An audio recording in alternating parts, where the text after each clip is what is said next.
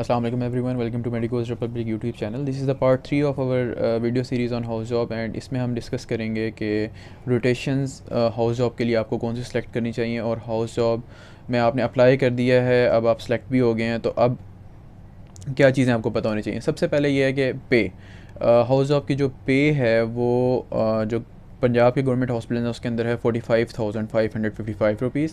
जो फेडरल के हॉस्पिटल्स हैं उसके अंदर है 69,000 एंड केपी के में आई थिंक 70,000 प्लस जो है वो हाउस जॉब की पे है। अच्छा, दूसरी बात यह है कि आपने रोटेशन की अरेंजमेंट क्या होगी। रोटेशंस जो हैं पंजाब के अंदर आपको 3 मंथ्स ईच रोटेशन है, 3 मंथ से कम की आप रोटेशन नहीं कर सकते और उससे कम अगर रोटेशन करेंगे तो उसका एक्सपीरियंस भी आपको नहीं मिलेगा। और 3 मंथ्स की रोटेशन में आपको एक जनरल मेडिसिन की रोटेशन करनी है, एक मेडिसिन के लाइट्स में से चूज़ करनी है आपको, एक जनरल सर्जरी की रोटेशन करनी है और एक सर्जरी के लाइट्स में से चूज़ करनी है। जो फेडरल इंस्टीट्यूशंस हैं या प्राइवेट इंस्टीट्यूशंस हैं वहाँ पे आप 1.5 मंथ की अलाइड भी चूज़ कर सकते हो, तो आप यानी कि आप 2 मेडिसिन अलाइड्स चूज़ कर सकते हो और इसी तरह 2 सर्जरी अलाइड्स चूज़ कर सकते हो। अलाइड के अंदर एज सच इतना काम नहीं होता, तो आप 1.5 मंथ में अच्छी तरह सीख जाते हो काम को। और 3 मंथ्स वाला जो है ये थोड़ा एक डिसएडवांटेज है पंजाब के ग्रेजुएट्स के लिए, क्योंकि एक ही अलाइड के ऊपर जो है वो चिपके रहना पड़ता है आपको और बोरिंग हो जाता है at the end. 3rd month में जाके बहुत बोरिंग हो जाती है अलाइड। जनरल मेडिसिन और जनरल सर्जरी में बहुत ज़्यादा लर्निंग है, 3 मंथ्स जो है उसमें पूरे आपके लग जाते हैं सीखते सीखते। अच्छा, ये बात होगी। और दूसरा, हाउस जॉब की जो न्यू पॉलिसी आ रही है पीएमसी की, मुझे नहीं लगता कि वो अप्लाई होगी, इम्प्लीमेंट होगी, लेकिन उसमें अकॉर्डिंगली ये है कि आपने जहाँ पे हाउस जॉब स्टार्ट की है आपको पूरी हाउस जॉब वहीं पर करनी पड़ेगी। जहाँ पे भी आप हाउस जॉब करोगे वहाँ पे आपको पेड हाउस जॉब मिलेगी। तो इस तरह की चीज़ पाकिस्तान में इम्प्लीमेंट होना बहुत मुश्किल है, और अभी पॉलिसी आई है और इसी साल इम्प्लीमेंट हो जाए ये चांसेस बहुत कम है। जो पिछली पंजाब की पॉलिसी थी बाय पंजाब गवर्नमेंट, अब तो ये पीएमसी की पॉलिसी आई है न्यू, पहले जो है वो प्रोविंशियल गवर्नमेंट इसको कंट्रोल करती थी सारा। तो उसकी पॉलिसी ये थी कि अगर आप अपने हॉस्पिटल में हाउस जॉब करोगे तो आपको पेड मिलेगी, अगर हॉस्पिटल से बाहर कर रहे हो, गवर्नमेंट ग्रेजुएट हो, तो थोड़े बहुत चांसेस हैं कि आपको पेड सीट मिल जाए। अगर आप प्राइवेट ग्रेजुएट हो या फॉरेन मेडिकल ग्रेजुएट हो और आप हाउस जॉब करते हो इन गवर्नमेंट हॉस्पिटल, तो आपको सिर्फ़ और सिर्फ अनपेड सीट मिलेगी, ऑनररी सीट जिसको कहते हैं। ठीक है, ये थोड़ा सा हो गया पे वगैरह के लिहाज से और जो प्राइवेट और फॉरेन ग्रेजुएट्स आएंगे उनके लिहाज से। अच्छा, अब जो रोटेशंस हैं उसको 3 बेसिस पे डिवाइड आप कर सकते हो कि आपके पास लर्निंग अपॉर्चुनिटीज़ कितनी है, किस वार्ड के अंदर आप कितने ज़्यादा प्रोसीजर्स, कितने ज़्यादा डिजीज़ के बारे में सीख सकते हो, कितने ज़्यादा पेशेंट लोड होता है। दूसरी चीज़ है वहाँ का इन्वायरमेंट ये है कि आप क्या वहाँ का स्टाफ कैसा है, वहाँ के आपके सीनियर्स कैसे हैं, उनका एटीट्यूड कैसा होता है। तीसरी चीज़ है आपकी पर्सनल जो चॉइस होगी, पर्सनल चॉइस आपकी बेस करेगी ऑब्वियसली आपके फ्रेंड्स कहाँ पर जा रहे हैं, एक ये चीज़ मैटर करती है।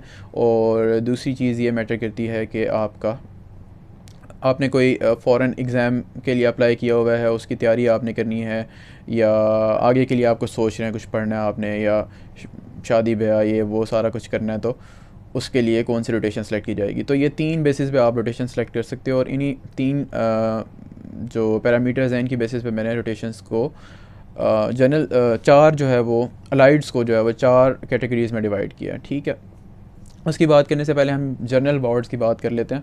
जनरल वार्ड जो बीवीएच में हैं वो आपके पास 4 मेडिसिन के वार्ड्स हैं और 4 जो हैं वो सर्जरी के वार्ड्स हैं। जो मेडिसिन के वार्ड्स हैं उसमें यूजुअली प्रेफरेंस जो होती है ग्रेजुएट्स की वो है मेडिसिन 1 जो है वो फर्स्ट नंबर पे आता है। मेडिसिन 1 के अंदर बहुत अच्छा लर्निंग इन्वायरमेंट है, सीनियर्स बहुत अच्छे हैं, पीजीज बहुत अच्छे हैं, बहुत ज़्यादा स्ट्रिक्टनेस नहीं है, थोड़ी स्ट्रिक्टनेस है लेकिन बहुत ही ज़्यादा टॉक्सिक किस्म के जो है वो इन्वायरमेंट नहीं है वहाँ पर। लर्निंग अपॉर्चुनिटीज़ ऐसे हैं कि आपके पास ईसीजी की क्लासेस हैं, एक्सरे की क्लासेस हैं, डिफरेंट सीटी स्कैन, ये जो इन्वेस्टिगेशंस हैं वो आपको पढ़ा दी जाती हैं। राउंड्स अच्छे होते हैं, स्पेशली डॉक्टर उमैर, डॉक्टर वजी हैं वहाँ पे, डॉक्टर आदिल महमूद हैं जिनका फेसबुक चैनल भी आपने देखा हुआ होगा। तो ये सारे जो असिस्टेंट प्रोफेसर्स या एसआर्स जो हैं ये आपके पास मेडिसिन 1 में है। जो रोटेशन पे पीजीआर्स आते हैं मोस्टली उनकी भी प्रेफरेंस होती है कि मेडिसिन 1 में आया जाए, इस वजह से मेडिसिन 1 में पीजीज़ भी ज़्यादा होते हैं और जो एचओज़ होते हैं उनकी भी फर्स्ट चॉइस ही होता है, तो एचओज़ भी इसमें सबसे ज़्यादा होते हैं। अच्छा, सीट्स इसके अंदर ऑलमोस्ट 30 सीट्स होती हैं। मेडिसिन के हर वार्ड में 30 सीट्स ईच होंगी, तो हर वार्ड में 30 सीट्स होंगी। ठीक है, उसमें से जो ये मैं बात कर रहा हूँ सिर्फ QMC के अपने ग्रेजुएट्स के लिए जो सीट्स होती हैं, जो प्राइवेट ग्रेजुएट्स के लिए और फॉरेन मेडिकल ग्रेजुएट्स की सीट्स होती हैं वो इसके अलावा होती हैं। तो ये सब कुछ मिला के अबाउट 40 to 45 HOs जो है वो आपके पास M1 के अंदर आ जाते होते हैं। तो उसी लिहाज से आपकी फिर ड्यूटीज़ और वर्कलोड और वो सब कम हो जाता है, लर्निंग अपॉर्चुनिटीज़ आपको ज़्यादा मिल जाती है। राउंड के ऊपर बहुत अच्छी लर्निंग होती है, अच्छी तरह पढ़ाया जाता है, कोई बहुत ज़्यादा टॉक्सिक इन्वायरमेंट नहीं है। छुट्टी आपको मिल सकती है आराम से 5 to 10 जो डेज़ हैं एमरजेंसी की सूरत में जो है वो इतनी आपको लीव जो है विदाउट एनी लाइक पे कटे बगैर जो है वो आपको मिल जाती है। इफ़ यू आर सिक और if you have any family function या फैमिली में कोई प्रॉब्लम है आपको, तो ये आपको मिल जाता है। अच्छा, सेकंड चॉइस जो होती है QMC के ग्रेजुएट्स की वो है M3 जो डॉक्टर अकरम एहसान साहब का वार्ड है। उसके अंदर ये है कि बेस्ड अपॉन जो मुझे लोगों का एक्सपीरियंस मुझ तक पहुंचा है और हमने जो सर्वे किया था उसकी बेसिस पे कि बहुत अच्छा वार्ड है, लर्निंग अपॉर्चुनिटीज़ बहुत ज़्यादा हैं, PGs अच्छे हैं वहाँ के, लेकिन जो वार्ड का इन्वायरमेंट है यानी क्लीनलीनेस है, बिल्डिंग है, स्टाफ है, उससे लोग जो है वो इतना खुश नज़र नहीं आए। तो ये आप की अपनी चॉइस है, लेकिन डॉक्टर अकरम एहसान himself is a very good physician और राउंड्स के ऊपर जो है वो बहुत अच्छी लर्निंग होती है और PGs जो है वहाँ के बहुत सपोर्टिव और पढ़ाने वाले हैं। ठीक है, और सेकंड चॉइस पे ही होता है। थर्ड चॉइस पे जो है वो थर्ड ऑप्शन जो होता है QMC ग्रेजुएट्स का वो होता है M4। M4 में ये है कि डॉक्टर जो अली इमरान है वो उसके HOD हैं, PGs भी वहाँ के ठीक हैं, इतना इन्वायरमेंट भी बस ठीक है और ओके ही है सब, नॉर्मली सा एवरेज सा आप कह सकते हैं उसको। और सबसे एंड पे जो है वो M2 आता है।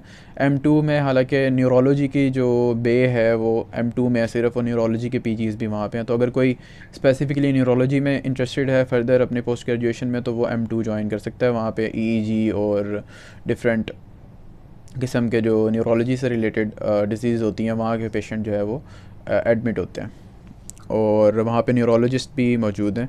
Doctor Shoaib Luqman and doctor Sabir Malik जो हैं वो M2 में जो है वो काम कर रहे होते हैं। तो M2 जो है वो लास्ट पे आता है ड्यू टू इट्स इन्वायरमेंट और लर्निंग नहीं है, इतनी राउंड्स वगैरह नहीं होते। जो HOD हैं उसके डॉक्टर इब्रार हैं और राउंड्स में जो है वो बेसिकली एब्सेंट होते हैं HOD और कोई एज सच लर्निंग का सीन नहीं होता वहाँ पे। ये जो है मुझे दूसरे लोगों से पता लगा, मैंने ख़ुद जो है वो M1 लिया था और मेरा बहुत अच्छा एक्सपीरियंस गुजरा। एयर कंडीशन है पूरा वार्ड, गर्मियों में भी आप जो है वो उसको ले सकते हैं। बाकी वार्ड्स का मुझे इतना इस लिहाज से आइडिया नहीं है।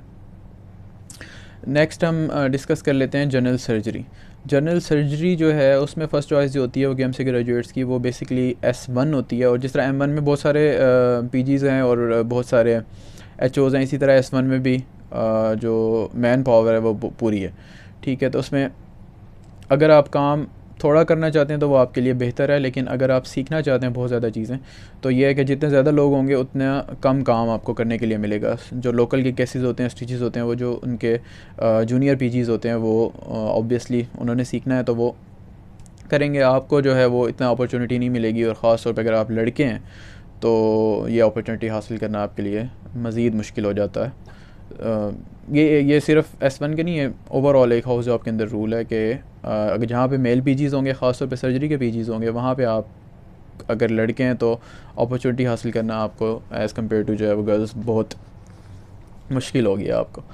तो S1 जो है वो फ़र्स्ट चॉइस पे होता है इस लिहाज से। वैसे लर्निंग के लिहाज से जो फ़र्स्ट चॉइस पे होता है वो S4 है। S4 के अंदर PGs भी मतलब नॉर्मल उनका नंबर है और आपको सीखने को मिल जाता है। जो बेसिकली आपका गोल होता है जनरल सर्जरी में वो लोकल के केसेस होते हैं, pre operative management, post operative management और एमरजेंसी मैनेजमेंट जो होती है, डायग्नोस करना और उसको जो है एमरजेंसी में रेफ़र करना, ये जो है चीज़ें आपको सारी आ जाती हैं। एमरजेंसी प्रोसीजर्स में यही स्टिचिंग आ गई, पैकिंग आ गई, चेस्ट इंट्यूबेशन आ गई, एंडोट्रैकियल ट्यूब आ गई, ट्रैकोस्टमी वगैरह जो है वो जनरल सर्जरी के वार्ड में सीख सकते हो आप, लेकिन यूजुअली जो है वो ENT के वार्ड में सिखाई जाती है, वो हम आगे डिस्कस करेंगे। तो ये सारी चीज़ें किस वार्ड के अंदर आप क्या सीख सकते हो या आप नीचे कमेंट करोगे तो मैं आपको जो है इसका एक अलग से वीडियो बना के उसके अंदर ये भी बता दूंगा कि किस वार्ड के अंदर कौन कौन से प्रोसीजर्स आपको सीख लेने चाहिए और आगे जो आपकी प्रोफेशनल लाइफ है उसके अंदर क्या चीज़ आपके ज़्यादा काम आने वाली है। अच्छा, थर्ड चॉइस पे जो होता है वो S3 होता है। S3 के अंदर ये है कि जो पीजीज़ हैं यूजुअली वो QMC के ग्रेजुएट्स वहाँ पर कम हैं, ज़्यादातर जो प्राइवेट मेडिकल ग्रेजुएट्स हैं और फॉरेन ग्रेजुएट्स हैं जो पीजी शिप कर रहे हैं वहाँ पे। ओवरऑल इन्वायरमेंट अच्छा है, पीजीज़ अच्छे हैं बहुत। लर्निंग अपॉर्चुनिटीज़ वहाँ पे ये है कि प्री ऑपरेटिव मैनेजमेंट और पोस्ट ऑपरेटिव मैनेजमेंट आप अच्छी सीख लेते हो। जो इंट्रा ऑप मैनेजमेंट है, यानी जो लाइक इंट्रा ऑपरेटिव रोल जो है एचओ का, वो जस्ट एज एन असिस्टेंट है। स्टिचेस मिल जाएंगे ज़्यादा से ज़्यादा आपको, और लोकल के केसेस करना भी बहुत मुश्किल है आप अगर S3 में हो। और चेस्ट इंट्यूबेशन आप सीख लोगे, एक आधी दफ़ा अपेंडिक्स कर लोगे आप, बस दैट्स इट। जो है वहाँ पे बाकी ऑपरेटिव रोल आपको इतना सीखने को नहीं मिलेगा। लास्ट चॉइस जो आ जाती है जनरल सर्जरी में BVH में, वो है S2। I don't know, S2 के जो है वो बहुत मिले जुले एक्सपीरियंसेस है। कुछ लोगों को बहुत ही अच्छा लगता है और कुछ लोगों को जो है वो बहुत बुरा लगता है। तो ये है कि वहाँ के जो है कम पीजीज़ हैं वहाँ S2 में, और अगर आप काम करना चाहते हो तो आप सीख लोगे। ये एक बात जनरली जो है वो ट्रू है हाउस जॉब के बारे में, कि अगर कोई भी वार्ड अगर आपने ले लिया है और आप सीखना चाहते हो तो आप एक्स्ट्रा एफ़र्ट करके आप सीख सकते हो। कोई आपको हाथ में पकड़ के जो है वो स्पून फीडिंग जो है वो आपको नहीं करवाएगा कि आप आओ सीखो, लेक्चर्स लो, पढ़ो। अगर आप ख़ुद स्टेप अप करोगे, आगे आओगे सीखने, लर्निंग एज जो है आपका एटीट्यूड होगा, तो फिर ही आप सीख सकते हो। ज़बरदस्ती कोई नहीं आपको पढ़ा सकता या आपको काम करवा सकता। अच्छा, ये जनरल मेडिसिन और जनरल सीट्स के बारे में ये है कि 29 seats in each general surgery ward हैं। 30 मेडिसिन में दी, 29 ईच इसमें है। लोगों की प्रेफरेंस ये होती है कि पहले मेडिसिन ली जाए। जनरल एक रूल ये है कि पहले हेक्टिक रोटेशन ली जाए, और हेक्टिक से जो है वो टूवर्ड्स वो रिलैक्सिंग रोटेशंस जो है वो आपको जाया जाए। तो जो हायर मेरिट वाले होंगे उनको मनपसंद अपनी मर्ज़ी की जो रोटेशन है वो मिलेगी, और मेरिट क्राइटेरिया जो है वो based upon final year examination